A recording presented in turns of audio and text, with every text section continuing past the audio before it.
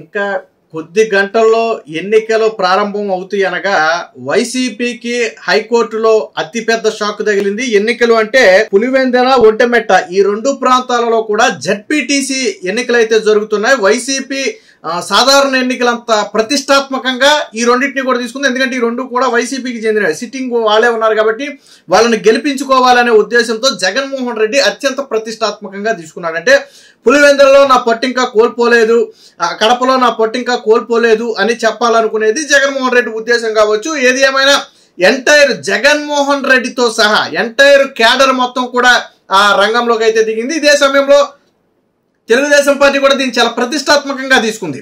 So కూటమి ప్రభుత్వ ఏడాది పాలన తర్వాత ప్రజలు కూటమి వైపే ఉన్నారు. ఖచ్చితంగా ఈ రెండు స్థానాలు మేము గెలిచి తీరుతామని చెప్పి ఒక పక్క ఆ తెలుగుదేశం పార్టీ కూడా శబ్దం చేస్తున్నటువంటి పరిస్థితి. అయితే మొన్న ఇరు వర్గాల మధ్య దాడి జరిగింది. ఏదైతే వైసీపీ పార్టీ తమకు అనుమతి ఇచ్చిన ప్రాంతంలో ప్రచారం చేసుకోకుండా టీడీపీ ప్రచారం చేసుకుంటున్నటువంటి ప్రాంతానికి వచ్చింది. అక్కడ ఉద్రిక్తత చెలరేగాయి, ఒకరికొకరు ఘర్షణ పడ్డారు. ఇది మన అందరికీ తెలిసిన విషయమే. ఇరు వర్గాల మీద కూడా కేసులు నమోదు చేశారు. తర్వాత ఏం జరిగింది, ఎలక్షన్ కమిషన్ ఈ మొత్తాన్ని కూడా పరిశీలించిన తర్వాత వాటిని అత్యంత సమస్యాత్మక ప్రాంతాలుగా భావించి రేపు ఎన్నికలు ఆ ప్రాంతాల్లో జరిగితే వైసీపీ మరొకసారి దాడులకు దిగే అవకాశం ఉంది. ఓటర్లను ప్రలోభపెట్టి భయభ్రాంతులకు గురి చేసి పోలింగ్ కేంద్రానికి రాకుండా అడ్డుకునే అవకాశం ఉందని భావించి పోలింగ్ కేంద్రాలు దాదాపుగా ఒక ఊర్లో ఉన్నటువంటి 6 పోలింగ్ కేంద్రాలను పక్క ఊరికైతే షిఫ్ట్ చేయడం జరిగింది. దాదాపు 1 కిలోమీటర్ వేరియేషన్ లో వాటిని పోలింగ్ కేంద్రాలు షిఫ్ట్ చేయడం జరిగింది.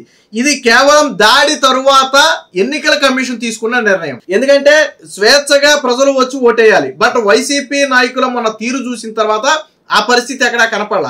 ఎలక్షన్ కమిషన్ ఇది పూర్తిగా ఎలక్షన్ కమిషన్ తీసుకున్న నిర్ణయం. దీన్ని తెలుగుదేశం పార్టీకి అంటగట్టారు. ఏమని, తెలుగుదేశం పార్టీయే కావాలని వైసీపీకి మెజారిటీ ఉన్న ప్రాంతాలలో పోలింగ్ కేంద్రాలు దూరంగా పెట్టారని. దాదాపుగా ఒంటిమిట్టలో అయితే 30 పోలింగ్ కేంద్రాలు ఉన్నాయి. అక్కడ దాదాపు 15 పోలింగ్ కేంద్రాలు, పులివెందుల దగ్గర 15 పోలింగ్ కేంద్రాల దాకా ఉన్నట్టున్నాయి. సో మొత్తంగా వీటన్నిటిలో ఒక చోట 10,000 మంది ఓటర్లు ఉన్నారు, మరో చోట 25,000 మంది ఓటర్లు ఉన్నారు.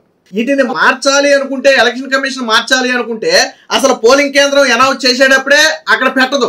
కూటమి ప్రభుత్వం ప్రలోభ పెట్టింది, లేకపోతే చంద్రబాబు నాయుడు ఏదో జిమ్మిక్కులు చేశాడని చాలా మంది అంటున్నారు. చంద్రబాబు నాయుడు జిమ్మిక్కులు చేస్తే మీరు కొట్టుకున్న తర్వాత మార్చరాటిని. వాస్తవంగా షెడ్యూల్ ఇచ్చినప్పుడే పోలింగ్ కేంద్రాలు ఎక్కడనేది ఆల్రెడీ వచ్చేసింది. సో ఎప్పుడు మార్చారు, వైసీపీ రౌడీయిజం, గుండాయిజం చేసిన తర్వాత మార్చారు. ఎందుకని, స్వేచ్ఛగా ఎన్నికలు జరగాలి కాబట్టి. ఒకవేళ ముందే తెలుగుదేశం పార్టీ దూరంగా పెట్టేసి ఆ ఊళ్ళో పోలింగ్ పెట్టకపోతే దానికి కుట్ర అంటే ఒక అర్థం ఉంది, ఎందుకు పెట్టలేదని అడగటానికి కూడా ఉంది. బట్ ఎందుకు మార్చారు అంటే ఇక్కడ రీజన్ ఏంటంటే మొన్న జరిగినటువంటి దాడి. దీని మీద హైకోర్టులోకి వెళ్ళింది. హైకోర్టులో ఎవరో వైసీపీ నేత లేళ్ల అప్పిరెడ్డి, పాపం వైసీపీ పిటిషన్లన్నీ ఈయన వేసి కోర్టులో చెప్పులు దెబ్బతుంటాడు. వైసీపీ నేత లేళ్ల అప్పిరెడ్డి ఏమని వేసాడంటే, ఈ పులివెందుల జడ్పీటీసీ ఉప ఎన్నిక పోలీస్ స్టేషన్ లో మార్చారు. సో ఇది ఖచ్చితంగా రాజకీయ కుట్ర, ఇందులో తెలుగుదేశం పార్టీ ఈసీ కుమ్మక్కైపోయి కావాలని మా పార్టీని దెబ్బతీయడానికి చేసినటువంటి కుట్ర అని చెప్పి ఆయన హైకోర్టులో పిటిషన్ వేశారు. ఇరుపక్షాల వాదనలో వింది, ఈసీ కూడా తన వాదనలు వినిపించిన తర్వాత వైసీపీ వాదనలో సహేతుకత ఎక్కడా కూడా కనపడాల. అక్కడ బలమైన రీజన్ ఏం చెప్తుందంటే, మొన్న జరిగినటువంటి దాడిని చూపించిన తర్వాత ఇది తీవ్ర సమస్యాత్మక ప్రాంతం, ఎంత బందోబస్తు ఏర్పాటు చేసినా, చాలా మంది అనుకోవచ్చు బందోబస్తు ఏర్పాటు చేయవచ్చు కదా అని. ఎంత బందోబస్తు ఏర్పాటు చేసినా ముందు స్వేచ్ఛగా ఓటర్లు బయటికి రావాలి. ఓటర్లు బయటికి రావాలంటే ఆ ప్రాంతాల్లో జరిగితే ఓటర్లు భయపడి రారు బయటికి. కాబట్టి పక్క ప్రాంతంలో అయితే ఖచ్చితంగా కొంచెం బయటకు వచ్చే అవకాశం ఉందనే ఉద్దేశంతో చేసినటువంటి ఏర్పాటు అది. సో ఇది ఎన్నికల కమిషన్ వాదంతో హైకోర్టు కూడా ఏకీభవించి ఏం చేసింది, ఏదైతే వీళ్ళు 6 స్థానాలు మార్చారు, దీన్ని వెంటనే అడ్డుకోవాలి, ఈసీకి ఆదేశాలు ఇచ్చి మళ్ళీ పాత ప్లేస్ లోనే ఎన్నికలు పెట్టాలని ఏదైతే వీళ్ళు కోర్టుకి వెళ్ళారో దాన్ని కోర్టు యాక్సెప్ట్ చేయాలి. ఆ పిటిషన్ మొత్తాన్ని కూడా డిస్మిస్ చేసింది. ఇంకో మాట కూడా చెప్పింది, ఏమని, మరికొన్ని గంటల్లో పోలింగ్ పెట్టుకుని ఇప్పటికిప్పుడు పోలింగ్ మార్చడం అనేది అయ్యే పని కాదు. అందులోనూ ఎన్నికల ప్రక్రియలో బేసిక్ గా మీరు ఎక్కడైనా చూడండి, ఏ విషయంలో అయినా కోర్టు జోక్యం చేసుకుంటుంది, కానీ ఎన్నికల ప్రక్రియలో కోర్టు జోక్యం చేసుకోండి. అది సుప్రీంకోర్టు కావచ్చు, హైకోర్టు కావచ్చు, ఏ కోర్టు అయినా కావచ్చు. తప్పని పరిస్థితి అయితే, ప్రజాస్వామ్యానికి విరుద్ధంగా ఉంది, ఇందులో సహేతుకత ఉంది అని భావించిన సమయంలో తప్ప మిగతా సమయాల్లో కోర్టులు ఇన్వాల్వ్ అవ్వవు. ఎన్నికలు కూడా అమల్లో ఉన్నప్పుడు అధికారులను బదిలీ చేసినా, సస్పెండ్ చేసినా, ట్రాన్స్ఫర్ చేసినా, ఏం చేసినా కానీ కోర్టులు ఎందుకు జోక్యం చేసుకోవంటే ఎన్నికల విధుల్లో జోక్యం చేసుకుంటుందో సమానం. సో ఎలక్షన్ కమిషన్ తీసుకునే ప్రతి నిర్ణయం కూడా ఎన్నికలు సజావుగా సాగటానికి. జగన్మోహన్ రెడ్డి హయాంలో కూడా ఎలక్షన్ కమిషన్ పనిచేసింది కదా. సో ఇప్పుడు అదే ఎలక్షన్ కమిషన్ కదా, సభ్యులు మారుండొచ్చు, అదే ఎలక్షన్ కమిషన్ కదా పనిచేసేది. అంటే కేవలం దీన్ని ఒక వంకగా చూపి మరి పోలింగే అడ్డుకోవాలనుకున్నారో లేదా పోలింగ్ వాయిదా వేయించాలనుకున్నారో మనకైతే తెలియదు. కానీ దాదాపుగా చాలా ఏళ్ల తర్వాత అక్కడ ప్రజలు బయటకు వచ్చి ఓటేసే అవకాశం కలిగింది. గత 30 ఏళ్లుగా ఏకఛత్రాధిపత్యం వాళ్ళ చేతుల్లోనే ఉందని చెప్పి స్థానికంగా కూడా మాట్లాడుకుంటున్నారు. తెలుగుదేశం పార్టీ కూడా అంతే బలంగా చెప్తుంది.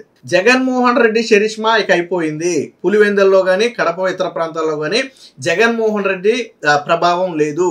ఖచ్చితంగా ఈ జెడ్పీటీసీ ఏదైతే ఉప ఎన్నిక జరుగుతుందో దీన్ని మేము కైవసం చేసుకుంటామని టీడీపీ నేతలు చాలా బలంగా చెప్తున్నారు. ప్రజల్లో నుంచి వస్తున్న స్పందన కూడా గతానికితో పోలిస్తే చాలా ఎక్కువ కనపడింది. మీకు ఒక చిన్న ఎగ్జాంపుల్, మనం గతానికి ఒకసారి వెళ్దాం. గతంలో పులివెందుల పోలంగళ సర్కిల్ వద్ద చంద్రబాబు గారు ఒక మీటింగ్ పెట్టారు. ప్రతిపక్షంలో ఉన్న సమయంలో ఎన్నికలకు దాదాపు ఒక ఏడాదిన్నర సుమారు ఆయన అరెస్ట్ అవ్వక ముందు కొద్ది రోజుల ముందు ఒక మీటింగ్ పెడితే ఆ మీటింగ్ గ్రాండ్ సక్సెస్ అయింది. ఆ తర్వాతే కదా చంద్రబాబు గారిని ఏదో చేశారని చెప్పి అడ్డుకునే ప్రయత్నం, రాళ్లదాడి చేశారు. తర్వాత పర్యటనలో ఆయన మీద రాళ్లదాడి చేసింది ఎందుకంటే దీన్ని డైవర్ట్ చేయడానికి. సో అక్కడ పులివెందులకు జనం ప్రపంచం లాగా వచ్చారు. ట్విస్ట్ ఏంటంటే గతంలో చంద్రబాబు గారు అప్పటికే 14 సంవత్సరాలు సీఎంగా ఉన్నప్పుడు కూడా చాలా సందర్భాల్లో వెళ్ళాడు ఆయన. సో ఎప్పుడు ప్రజల నుంచి అంత స్పందన రాలా స్వచ్ఛందంగా. కానీ మొన్న ఎన్నికలకు ముందు జగన్మోహన్ రెడ్డి హయాంలో చంద్రబాబు గారు ప్రతిపక్ష నేతగా అక్కడికి వెళితే టీడీపీ నేతలు ఆశ్చర్యపోయారు, బ్రహ్మరథం పట్టారు ప్రజలు. జగన్మోహన్ రెడ్డికి ఉలిక్కిపాటు ఎక్కడ మొదలైందంటే అక్కడే మొదలైంది. ఒక రకంగా జగన్మోహన్ రెడ్డి పులివెందుల్లో ఓడిపోతాడా అన్న స్థాయిలో ఆ రోజు జనం వచ్చారు. తర్వాత జగన్మోహన్ రెడ్డి దీని మీద సమీక్ష జరిపి ఆ నేతలందరినీ పిలిచి వాళ్ళ వార్నింగ్ కూడా ఇచ్చాడు. ఎందుకు ఇంత జనం వచ్చారు, ఎవరు జన సమీకరణ చేశారంటే ఎవరూ చేయలే. ఆ రోజు చంద్రబాబు గారికి స్వచ్ఛందంగా మద్దతు పలికారు. ఎందుకని ఆ రోజు వివేక హత్య కేసు కావచ్చు, జగన్మోహన్ రెడ్డి 4 ఏళ్ల 5 ఏళ్ల పాలన మీద విరక్తి కావచ్చు, రీజన్ ఏదైనా కావచ్చు.